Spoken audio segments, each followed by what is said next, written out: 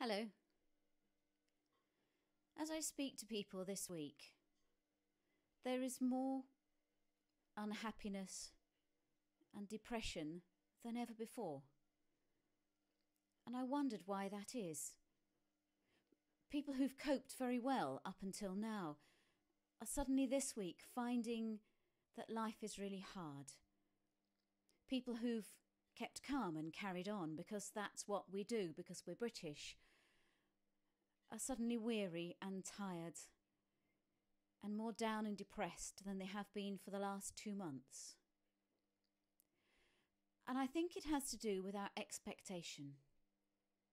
It's a proven fact that in difficult times, we find it more difficult depending on our expectations of how difficult we expect things to be.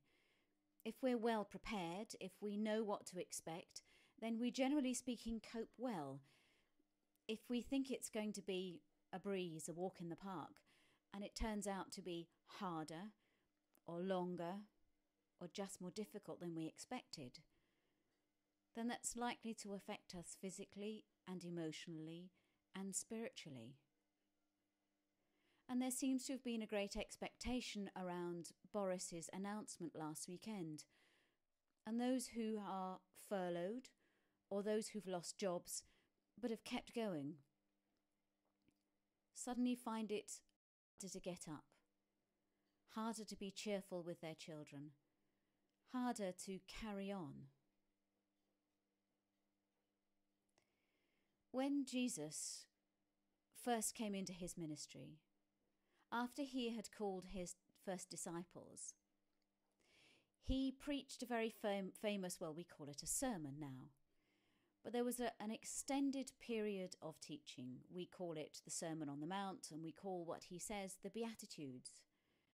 Jesus gathered lots of people, and the disciples gathered lots of people, and people just gathered because they wanted to hear what Jesus had to say.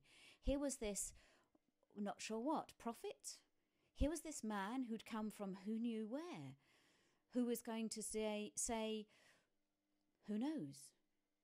Maybe he was going to prophesy the end of the rule of the Romans over them. Maybe he was going to call into being the beginning of the kingdom of God. What was he going to say? And he gathered them all and he made them sit down. And when he began to speak, I've got my Bible here, he spoke blessing.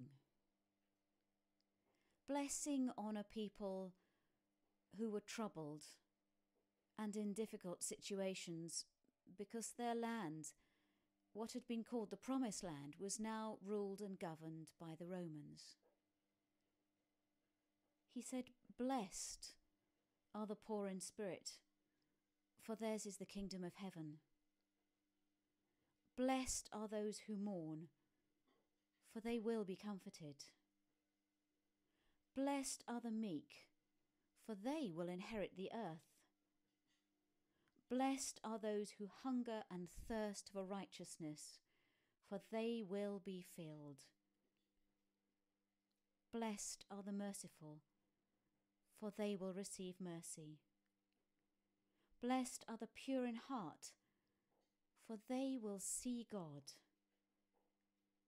Blessed are the peacemakers, for they will be called children of God. Blessed are those who are persecuted for righteousness' sake, for theirs is the kingdom of heaven. Blessed are you when people revile you and persecute you and utter all kinds of evil against you falsely on my account."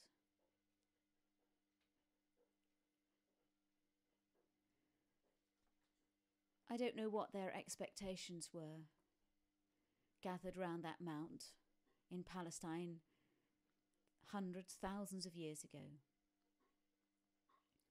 But Jesus came in love to bring blessing to those who felt persecuted, who felt unheard and unwanted, unneeded, for those who were poor and weak, for those who wanted the righteousness of God but had no power to bring it about. Blessed are you today, whatever your situation, whatever your expectation. Be blessed by Jesus, who knows your situation and comes with love to welcome you into his kingdom. Keep safe.